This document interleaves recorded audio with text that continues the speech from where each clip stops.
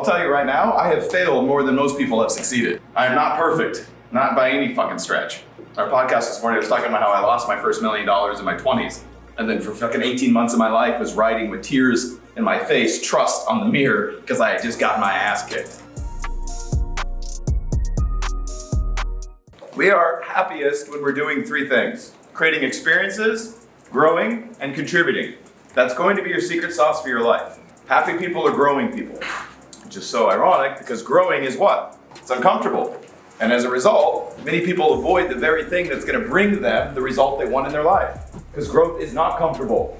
It's challenging, it's hard, you're being pushed. You're going to fail your way to success, which is really hard to understand because most of us grew up in an environment where failure was what? Bad, right? Here's you, here's success, and here's failure. On one side, I'm a success, and the other side, I'm a failure. So you get conditioned to believe failure is the opposite of success. That's helpful. Where'd you first learn that? Over and over and over again.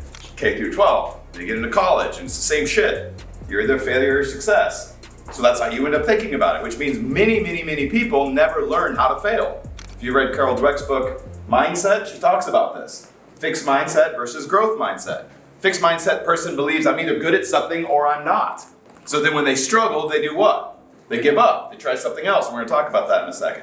Growth mindset says I can learn anything. I just need to put in the time. And we're going to talk about why that's important. It's not failure on one side, success on the other. I'll tell you right now, I have failed more than most people have succeeded. I am not perfect, not by any fucking stretch. Our podcast this morning was talking about how I lost my first $1 million in my 20s.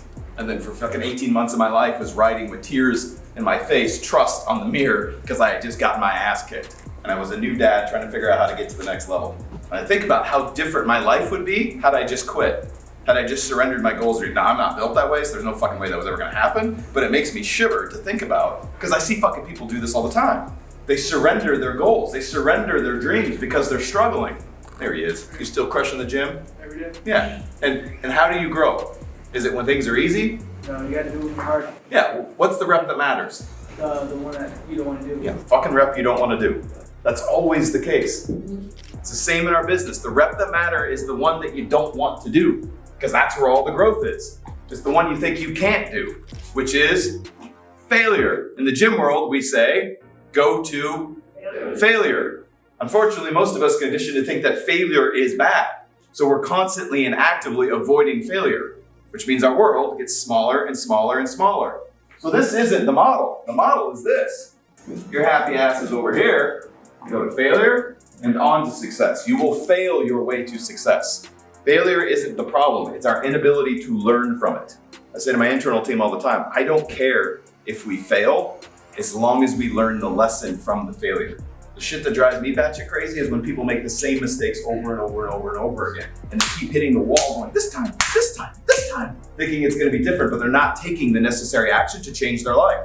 The proverbial fly hitting the window. The work is to change, to become the person necessary to hit your goals. And that is built into that. You have to become the person necessary to hit your goals. Otherwise, you'd already be at your goals.